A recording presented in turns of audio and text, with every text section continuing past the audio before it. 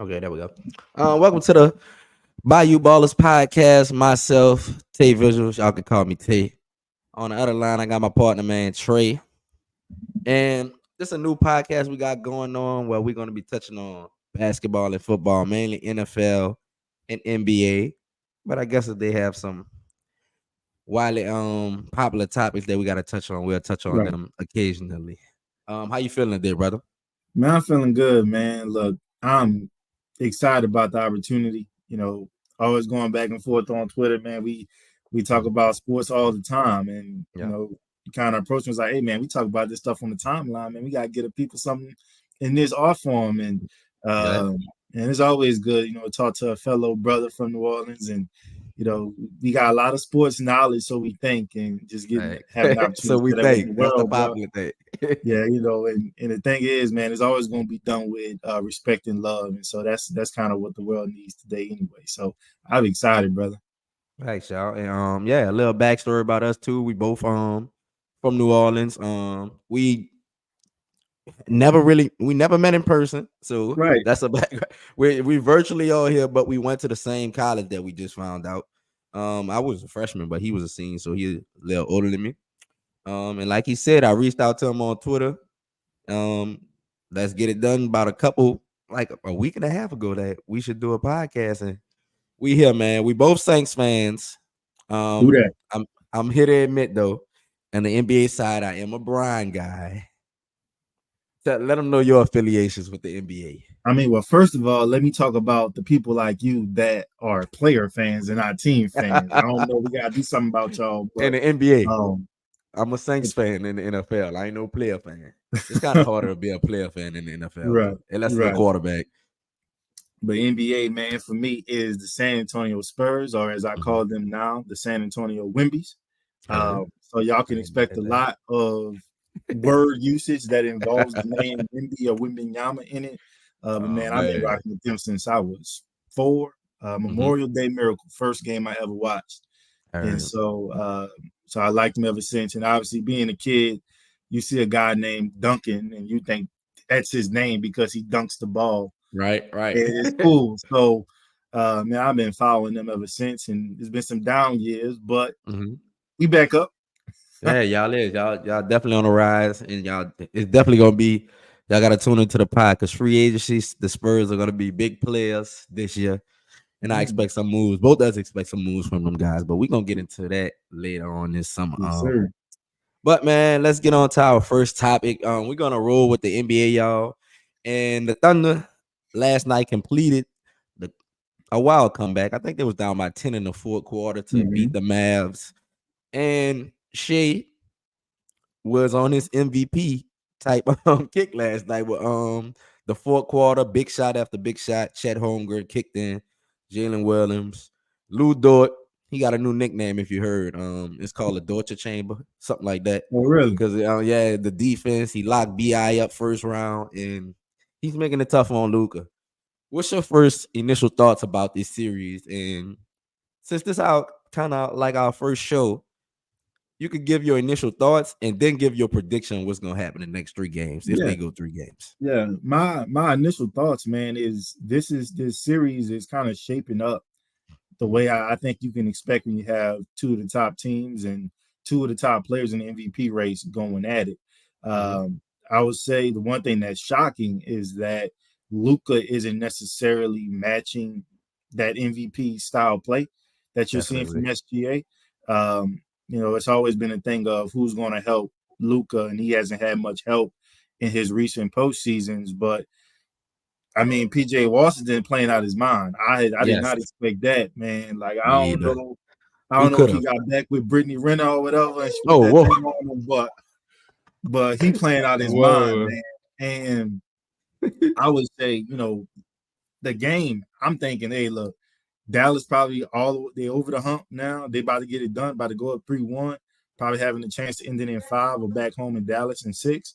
Uh, I could tell you I live in the DFW and it was very quiet at work this morning. Dang. That's tough. But honestly, man, the more I look at it, I just think the Dallas Mavericks have the better team. Hmm. I don't think Luka's going to be shooting 6 from 20. I don't think Kyrie Irving and the type of playoff performer he's been historically is going to score a grand total of 9 points. I think they're looking at themselves and saying, yeah, like our other guys have stepped up and we have let them down. So I think I, they're going to take it upon themselves to get it going. But what about you, man? What was your thoughts kind of going into the series and kind of now that it's knotted up 2-2? What you think is going to um, be? with this series, I picked the Mavs early, Okay. in 6. I a little fun fact as well. All time, my we all know favorite player is Brown, but my second favorite player is Kyrie. Okay. But I'm an objective guy, so when I'm looking at this series, obviously, it's reported that Luka has a knee injury, Mm-hmm. and he's been underperforming these playoffs. The total, the first 2 rounds, he's not at the MVP level, just like you mentioned against like if Shea is playing. Shea has been the best player on this team. I don't think Luke has been the best player throughout the playoffs consistently Mm-hmm. on the Mavs. He had a game here, a game there against the Clippers, but not putting together 4 quarters. And Kyrie has kind of been the same. He's been struggling like in the first half of certain games, but he blew up against the Clippers in 1 quarter. That's when they was getting blown out though about like Mm-hmm. 30, but they made it a game. He scored like 20 in the third quarter. But I believe the weakness of the Mavs is they don't have perimeter defense, basically. And the strength of OKC is the MVP candidate, Shea, at the point guard spot. And Kyrie, Kyrie and Luca, they can't hold him. Obviously, Kyrie defense is better than Luca, and Luca is basically a cone. I'm sorry, Luca fans. He complains a lot, and he's a cone on defense, but he's effective. He's one of the best players in the league, but that's just what it is on defense. But I think the Mavs gonna pull it out because it was a close game with Luca and Kyrie struggling.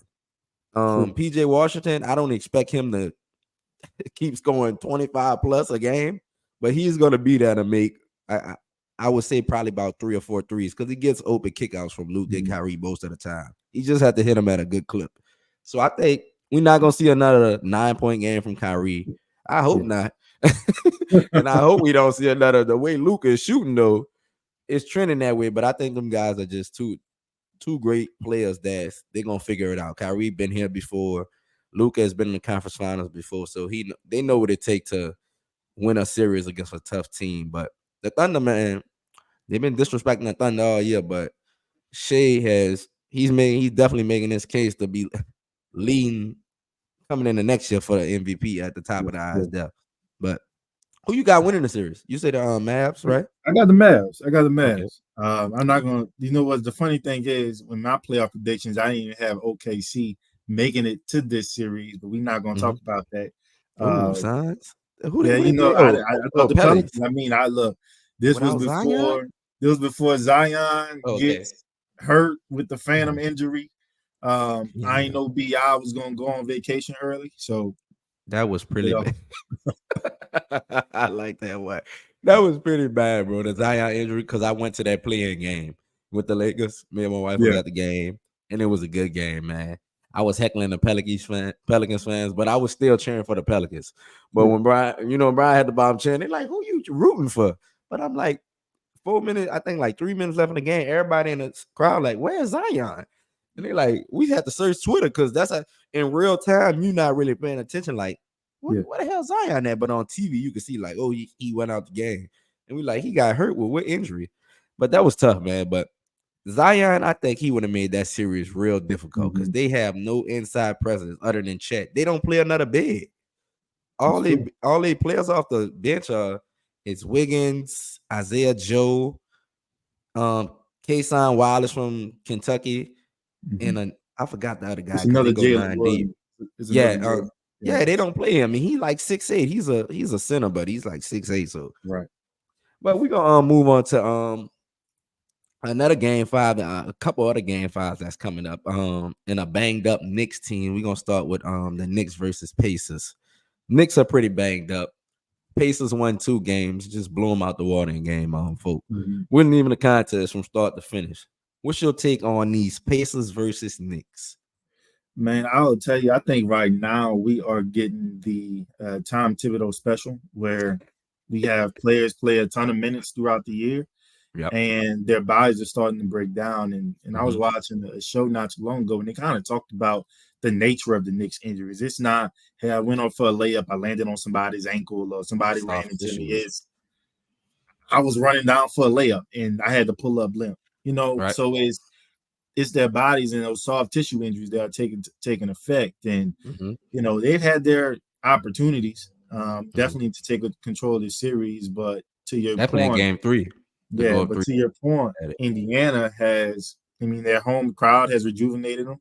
Yep. The Caitlin Clark effect, she's been at the last couple of Yep. games, Yep. so she made, she allowed them to show out. But this is probably one of the better series in the playoffs. I Mm-hmm. do think it's going to go to 7. I actually Mm-hmm. picked this exact matchup and for it to go to 7, and I Mm-hmm. haven't seen anything from either team that shows me that it might end sooner than Mm-hmm. that. But man, I'm loving what I'm seeing from Jalen Brunson and what he's doing. Probably arguably an MVP candidate in his own right, and being able Definitely. to carry the torch for him. But he's going to need some help. Uh, you know, Dante DiVincenzo's been providing a little bit of a spark, but I think they're going to need some other guys, especially as they start to get a little thin in their ranks. And so that's kind of what's hurting them. In Indiana, I mean, they're doing well. I mean, if TJ McConnell's going to give you 15 plus points a game, it's gonna be hard to beat the Pacers. Look, That is. I, He gonna give you a yeah, heck of defense, a hell of a defense, though. He gonna get after that ball, bro. He gonna hustle. yeah. And so between the way TJ's kind of commanding the second unit, and that's kind of been the difference in these two Mm-hmm. matchup or two teams, is the Knicks are really relying heavily on their starters, Yep. whereas the Pacers, hey, our starters just kind of hold serve, and if we come in as a second unit, we could do a lot better and kind of extend leads and things. And I think that's kind of what has led to some of the blowouts. Mm-hmm. Um, as opposed to some of the closer games in New York, where you pretty much had both teams relatively healthy. But now as the Knicks are starting to dwindle down, man, hopefully they can get some of those guys back. I know OG missed the last 2 games in Indy. Hopefully he's It's looking playing game bad. 5. Hopefully he's playing game 5. But That's a hammy injury. We I know the mean, look, hammies. It's look, hard they to ain't play in running that football. fast. You ain't running that He's- fast. You a shooter, OG. Like you ain't he dunking got on people like talk about. he he got to guard Pascal. He got to That's guard true. Tyrese on the switches, man. But Yeah, but what you thinking, man? Like, was this series kind of going the way you expected it, or like any surprises? um, Anything like that? I thought the Knicks would um beat the Pacers in 6 before the series because I thought the Knicks. Well, I still think the Knicks are the more physical team. But Mhm. like you said, the time Thibodeau, bro, they they breaking down right in front of us. I wouldn't really put Julius Randle injury on Tom Thibodeau to show the Right, injury, right. but the Mitchell Robinson, he's been hurt, then he came back, got hurt again, and now he's hurt again. Mitchell Robinson, Bogdan out, Julius out, and now OG. That's basically four starter level players. Hmm. Mitchell was a starter until Isaiah replaced him when he got hurt earlier, and he did get his starting job back. Randall's your 4, OG's your 3, and Bogdan. I don't know if I'm saying it. It's Bogdan or It's, Bogdan. it's, Which one is it? it's Bodan Bo- all right, Bogdanovich. Bogdan. He goes by Bo. He's yeah, he's a capable 20-point scorer Right. on the team. So they're losing a lot of firepower. And it's putting a lot on the Villanova special. And we talking about specials, the trio of them guys, and they playing a hell of a game, bro. But it's only so much you can do. Josh Hart played, he's averaging like what 48 minutes, I Yeah, saw. yeah, That's something like crazy. that. We didn't see that until back then with Wilt Chamberlain. Right. So Tom is relying heavy on them, and they only go 7 deep. McBride is getting some run now. Alec Burks is getting some dusted him off the shelf, and he came in knocking down shots in game 3. So I think it's gonna be a tough series. I don't know if the Pacers can get a win on that road in New York though. So Hmm. I don't know if they can do that. So I'm gonna rely on Jalen Brunson, who's been amazing. I didn't see this career for him, even when he helped out Right. the Mavs when Luka was hurt that series against the Jazz. I And ain't see him leading a team to the conference finals, and I know you got courtside tickets yeah, I was about to relying say on that. this, I was about brother. to say that. Look, I got courtside So seats I'm on the hoping way, they man. win for you, brother. Look, I'm hoping so they win. And Stephen A. Stephen A. Look, he's sending this to What? you, dog. Yeah, Like check that Twitter out, Stephen A. Watch that. But we gonna go to the next game 5, brother. The champions, defending champions, Mhm. and the Timberwolves. Timberwolves has blown a 2-0 lead. They got the first 2 on the road against the Mhm. defending champions, the Nuggets. But the Nuggets, man, they come right back, win 2 games. What's your take on this? How you feel about it? Man, I'm loving this series. And what's crazy is this in the first 4 games of this series is going exactly like their 4 matchups in the regular season. The road team Mhm. won every game, and they Okay. finished that one 2-2. And so now we knotted up 2-2. And I think honestly, what we're seeing is, man, Denver is just like you said, the champs. Mhm. And I was talking to one of my friends. I said, man, they remind me of that prime Golden State Warriors where you just think you have them, and then they go on these runs that Uh-huh. just defeat you. And I think that's Demoralizing. kind of what we're seeing. Mhm. We saw it, unfortunately, for your Bron-led For my Lakers, Brian. your Bron-led I Lakers, and like how you. I was waiting for you to say for your Lakers. It's not my Lakers. but you know, it's just you can give them your best punch, but you got to knock Mhm. them out. And Right. we saw in those first 2 games, Minnesota was delivering knockout blows, Yep. and they got home. And look, it could be the youth of their team. Um, Obviously, missing Rudy for a game as well, and that kind of knocks off some chemistry. Mhm. But they just didn't bring that same intensity collectively. You had game 3 where your others are playing well, but your star players and Cat and Ant aren't playing well. Then game 4, Ant goes crazy, going for 40, but Cat's struggling from the field, and Rudy's kind of struggling on both ends of the floor. And so the way they're going, man, it just looks like Denver is starting to show themselves to be the better team. You got Mhm. Jamal Murray, who's a lot healthier. Heating up. Mhm. NAW, Nikhil No. Alexander Walker was kind of talking that talk first Mhm. couple games and smiling and everything when Jamal couldn't get past him, and now that calf look a He's looking a little little healthy, look, huh? look a little healthy now, and ain't too much smiling going on the We Minnesota gonna see tonight. side. We gonna see So tonight. Game 5. You saw the quote from McDaniel's. no, I didn't. What happened? He said they asked him, "Was Jamal Murray something about covering Jamal?" He said, "It's not. He's not really worrying about it. It's really just the loud shots. Other than that, they got it under control." But I guess he talked about, like, the half court shot he made. That was a loud shot. Right. The game winners he made against the Lakers, big shots in the Mhm. fourth quarter, the loud ones. But they better get a hold of him because you Yeah, let them and loose. I'll Ain't say no this, getting it man. back. This we know the players in this series. They are who they are. This series and this Mhm, point in the playoffs is where it comes down to coaching. mhm. We know Minnesota. They kind of got a tricky dynamic where the Right head now, coach yep. is still there, but he's injured because he tore his Mhm, patella tendon, and they got their assistant coach kind of leading things. I think that's starting to affect maybe their matchups and mhm, how they're subbing people in and things like that. Whereas you see the way Coach Malone is doing things and he's putting guys in. Like Holiday wasn't getting a lot of minutes last series. He's getting a lot of minutes this they series. need shooting. That's why Peyton now they need. Watson, right. And Peyton Watson, who was a He staple was on the court against the Lakers, he's needed him. barely seeing the floor now, right? So you're seeing them do a lot of things differently that just kind of dictates their matchups. And so what I'm interested to see Mhm. is will Minnesota start to make some matchups? Like, will we Okay. stop the doubling? Will you tell Rui, okay, you got to start on Jokic instead of kind of being the guy that's in between him and Aaron Gordon? Yes, So I'm trying to interested to see protect what, that lob. yeah. So, Coach Malone made the necessary adjustments for games 3 and 4. Will the Minnesota coaching staff make the necessary adjustments going back to Denver? And so, if you ask me who I had to choose, look, I'm Mhm, still picking Denver in this one. I actually think Denver's going to end up winning 4 straight. I just think mhm. they don't I want to can see it. play with their food. I think it's a done deal.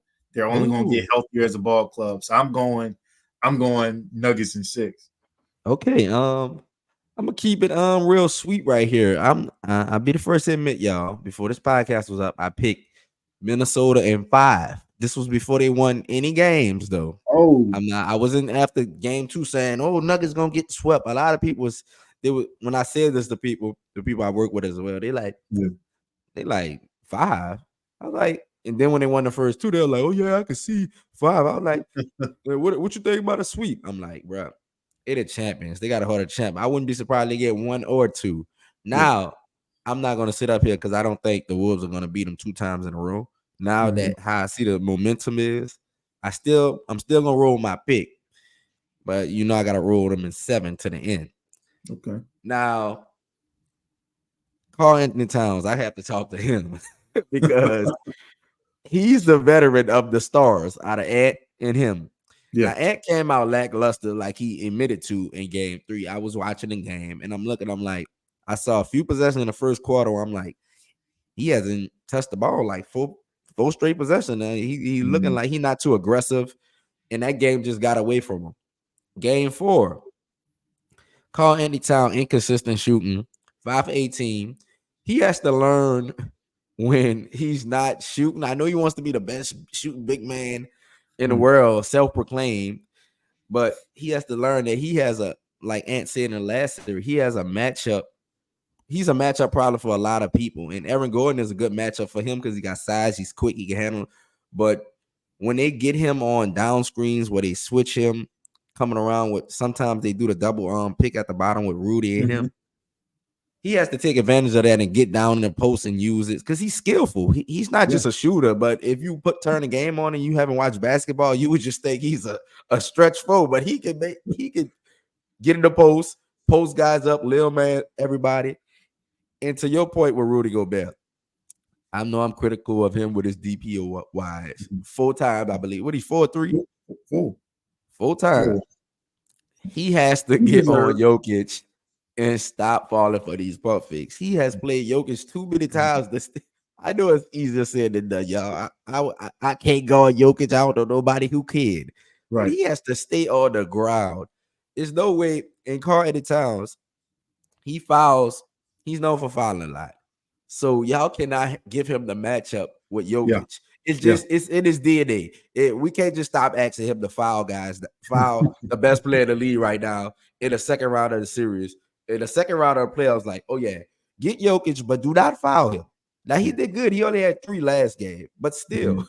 you can't put him on Jokic because he's too amped up when he checks Jokic. It's like soon as Jokic get the ball, he's like, come on. He's throwing his chest out. He's trying to prove that he can check him. But you just need to be steady on defense, disciplined, and let Jokic shoot over you. He's not gonna go through you. Well, he could go through you. He ain't gonna Yeah. go over you. You just have to be disciplined. If Jokic Yeah. gets his buckets, get his buckets. Don't let him kick Yeah. it out.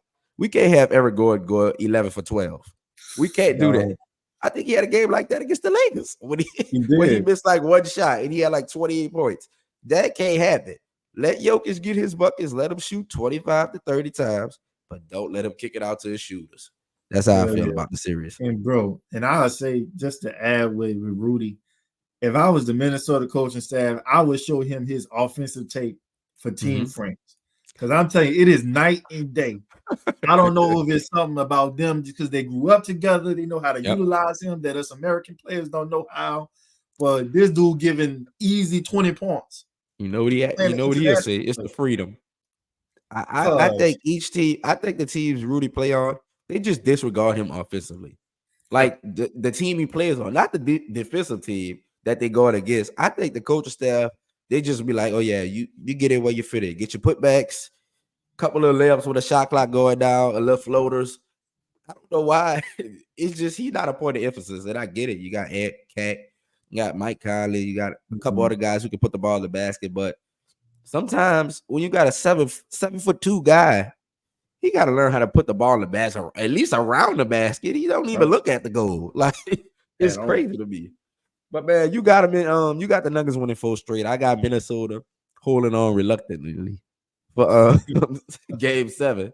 But we're gonna get into one more NBA topic, bro, which is kind of off-season thing, but the Lakers head coach search, and it just Mhm. was reported by Johan Buha that JJ Redick is a leading candidate, starting off in the initial, but they had Sam Cassell, Mhm. James Borrego, if that's how you pronounce his name. I think he Yeah. used to coach Charlotte, right?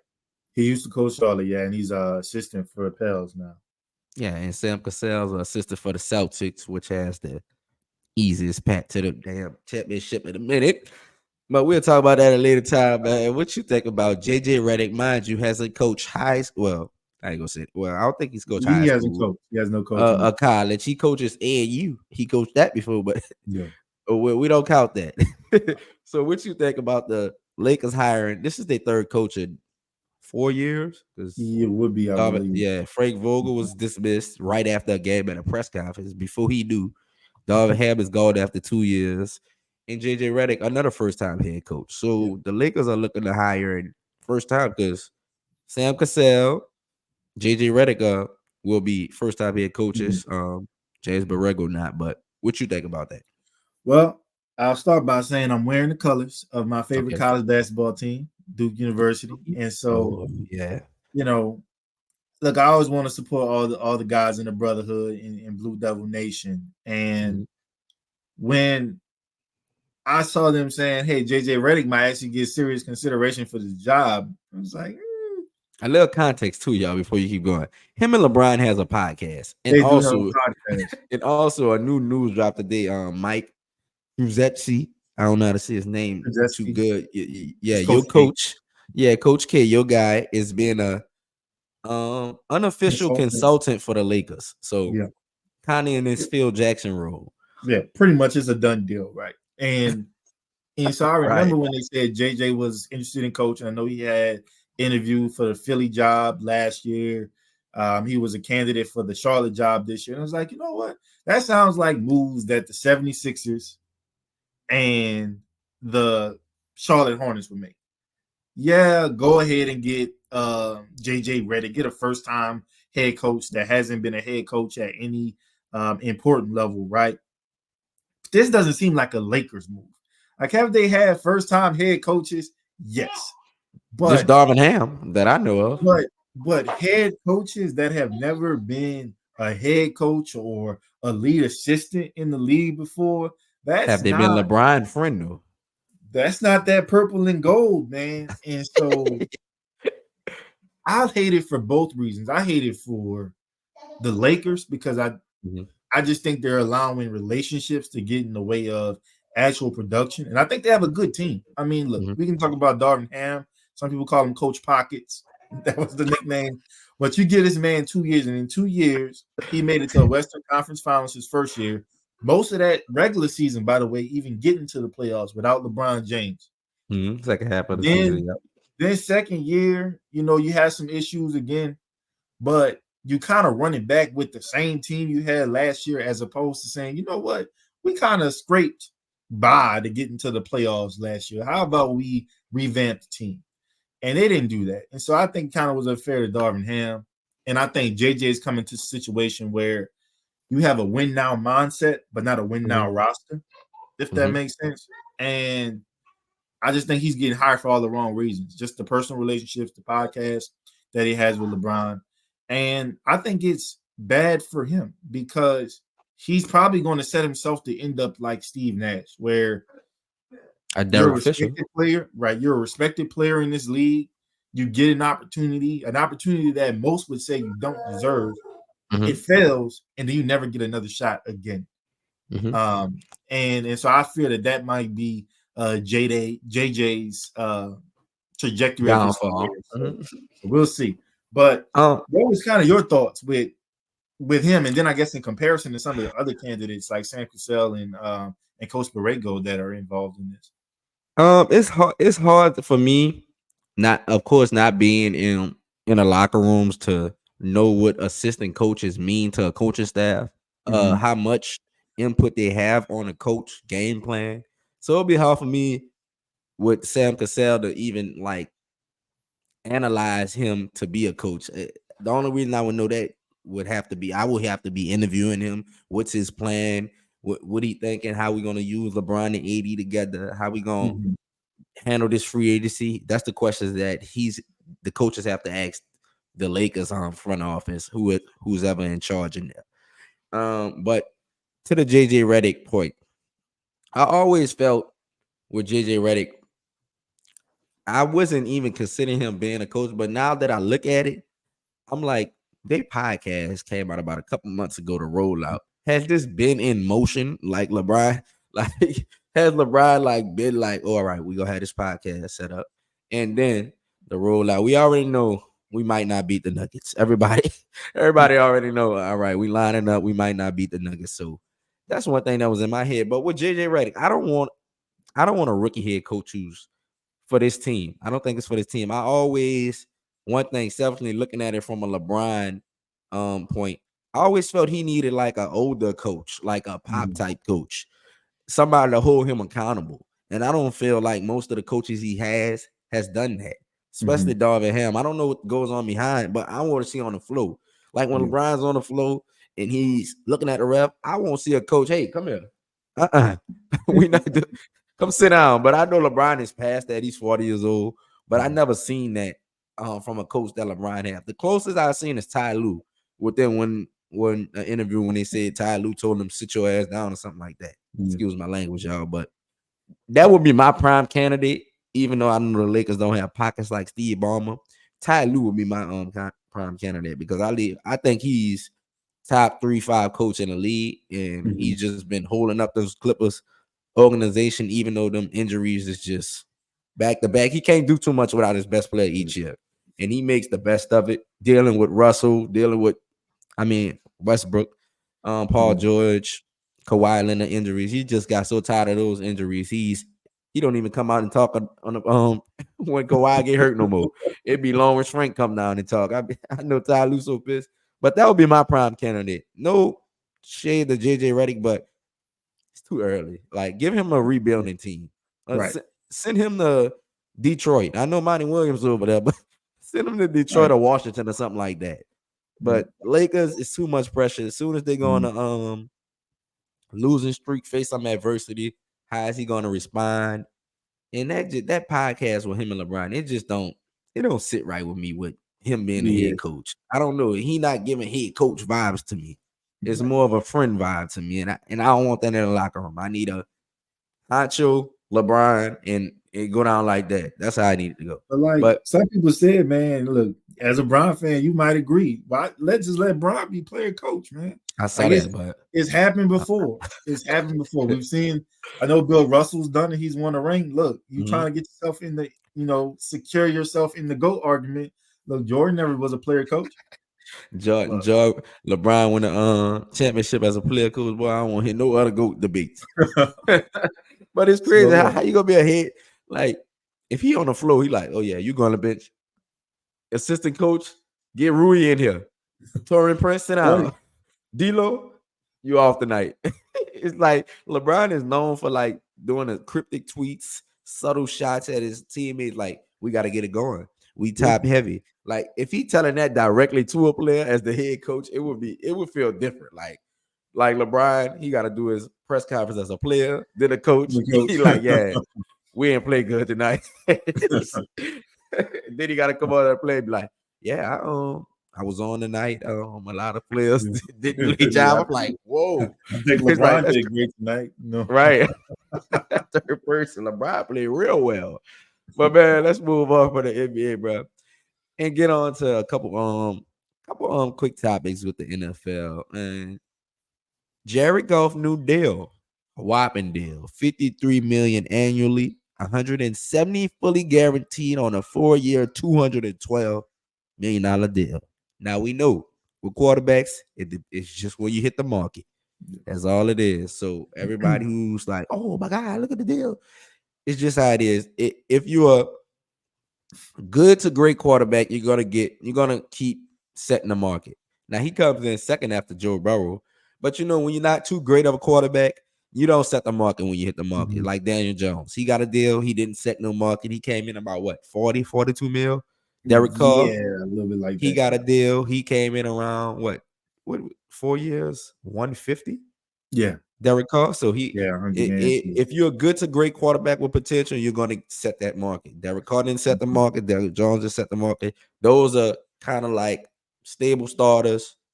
Not Daniel Jones. I mean, he's a bridge, but he has potential and he's young, so that's why he got the deal. So, what's your thoughts on Jared Goff?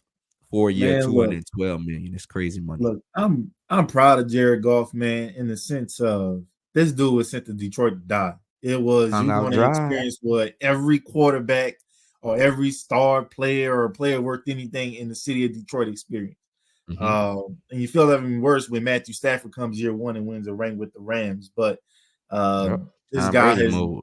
right, but this guy has done nothing but be a model citizen, a model leader in that locker room.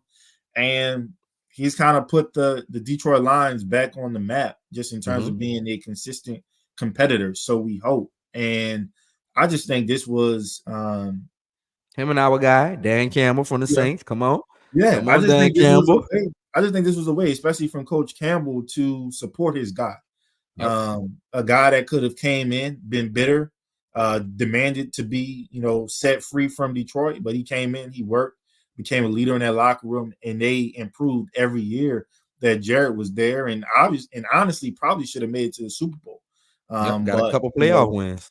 they got a couple playoff wins, got to the conference championship, had a pretty big lead against the 49ers. And, Mm-hmm. whether it was some player 49ers happened. blunders with drops or some coaching decisions and things like that I know they wish they could have back, we could be talking about them possibly being in the Super Bowl, but even being defending champions. And I think it's so hard to find a quarterback in this league. Everybody's saying, oh, well, this guy isn't that good. And it's like, Yep. hey, if you don't have a immediate option to replace him and give equal or more production, then we can't really talk about moving off of guys. And I think Detroit has found themselves another franchise quarterback. Is he going to be a guy in the likes of the Patrick Mahomes, Joe Burrows of the world? No, but I do think he's a guy that has showed that he can be a consistent winner. He did so with the Rams. He's doing now with the Detroit Lions. And I think if you can build around him, I think he's only 29 years old. You think You you could know, win a Super Bowl with him? I think you can. Mm-hmm. With I that don't. I Lions think you roster. can win a Super Bowl with him. I don't think you'll win a Super Bowl because of him. Okay. And I think that's sometimes why we get in this mindset about quarterbacks and what they're getting paid, of saying, "Well, why are we paying this person that much?" But I do think he plays well enough to keep you in games, put you in positions to win. And they've done a great job retooling their defense, which has Mm-hmm. been kind of hit or miss the past couple of years. And so they shore that unit up. They got a really great offensive line, probably the best offensive line unit in the league. Mm-hmm. Got a great wide receiver core. Obviously, we know what they're doing in that backfield. And so I think you just rewarded a guy that's been really good to the organization and has produced. And so you're hoping you can build on that, especially with him not even being 30 years old. And so I like it. The money is the money. That's, like you said, it's the market we live in. Guess what? The next crop of quarterbacks are going to be making 70, 75 million a year. It's That's just crazy, where, man, when they gonna get up right, to 100 million and probably another right. decade. We're gonna have NFL players making billions. That's crazy. We saw the 500 million from Pat Mahomes. We're gonna see a $1 billion contract in about another decade or two, bro. But And it's good the way they set it up too. So, but yeah, but I mhm. like it. I'm a big fan of Jared Goff and the Lions taking care of him. But Okay. Do you think he's a top 10 quarterback? I do. I do think Okay. he's a top 10 quarterback in today's game. I'm not mad at that. Jared Goff, been to a Super Bowl before, former #1 overall pick, turned his career around, and I think he's in a good spot in Detroit. The offense is tailored to him. They run a lot of play action. They got two good running backs. They got the Hammond, David Montgomery, and they have their new all-purpose back with Gibbs.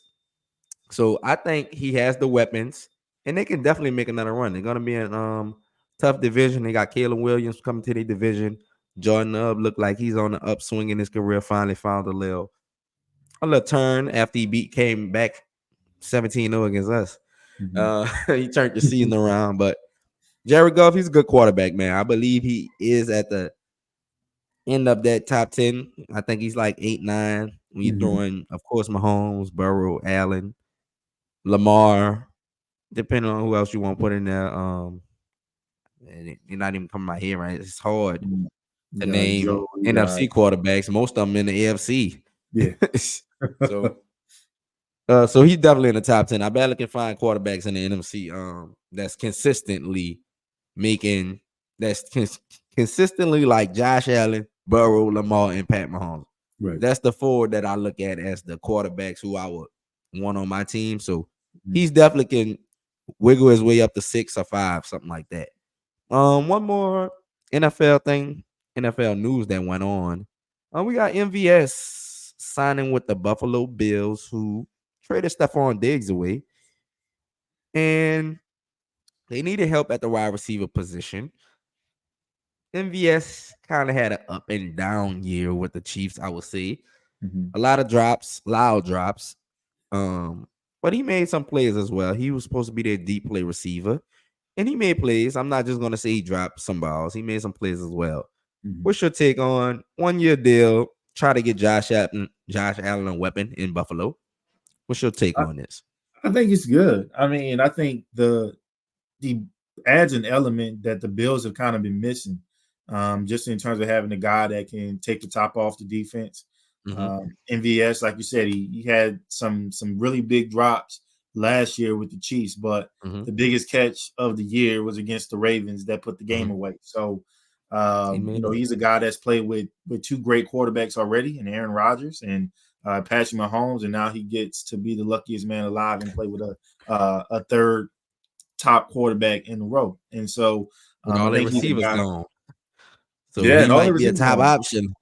Yep. I mean, they not. I mean, between MVS and Keon Coleman and then pretty much, I mean, MVS being the elder statesman, you have a pretty young receiving core with Khalil Shakir being kind of your other guy. Yeah, And so second there's year going to be a guy lot looking of to make that jump. yeah, and there's going to be a lot of opportunity for the Bills. And I think what MVS really did. I mean, folks say he was a really good mentor to Rasheed Rice. I guess Mm-hmm. on the field, not necessarily off the field, but we can talk about that another time. I like Um, that. but it's a good fit for him. I think it's a good fit for the Bills. Everybody wants speed nowadays. He was a guy that when we had a big arm quarterback in Jameis Winston at the time, the Saints really wanted him, and he was high on their priority list. And he ended up choosing to go to the Chiefs for a couple million more, which I'm not mad at. But Mm-hmm. this will be good. I think. I mean, I don't think it's one of those signings that you go crazy over. All right. You'll probably forget, August through October that he's even That on he's the on team the at that team. time. Yep. And in the most crucial points in the game, you'll be like, who the hell just caught the ball? And then you Yeah. start to remember this guy's fast. This guy Yep. can get behind you. Why the hell is he wide open? So Exactly. this is kind of Get lost in the MVS sauce. right. But I think he'll be good just for what they need, and also Mm-hmm. just being kind of a leader in that wide receiver room and helping some of those young guys kind of come along and maybe taking some of that pressure off of them to be great The right young away. guys. Yep. Mm-hmm. So I'm interested to see just kind of how it pans out, me personally. How I looked at it when I saw this deal, marginal deal. It's kind of like a vet minimum. How I look at it in NBA terms, deal. Pick them up late. But I always thought our former wide receiver Michael Thomas was going to be going to the Bills. I Mm-hmm. looked at him as a Bills candidate or Chiefs candidate, Mm-hmm. and obviously the Chiefs traded for Hollywood Brown, I believe. What is it? Believe Marquise? I believe I they believe that's what did. they traded for Hollywood Brown. But I thought Michael Thomas was gonna be a good candidate. He still hasn't signed yet. We'll get into that, not a date with the free agents, but I thought he would be a viable option for the Bills. Possession receiver. They drafted kind of Keon Coleman with the jump balls. Mm-hmm. So I don't know if he will be needed anymore, but I thought that would be a signing. But MVS, he's a low risk, high reward type player. So you can see he could change a game with his speed and he could change a game with his hands, either for better or for worse. So you can look at that how you want to look at that, man. But this was the Bayou Ballers, man, podcast. First episode, y'all. Really enjoyed myself. We will be bringing in our segment, a new segment. Should we reveal it right now? Should we reveal it when we do it?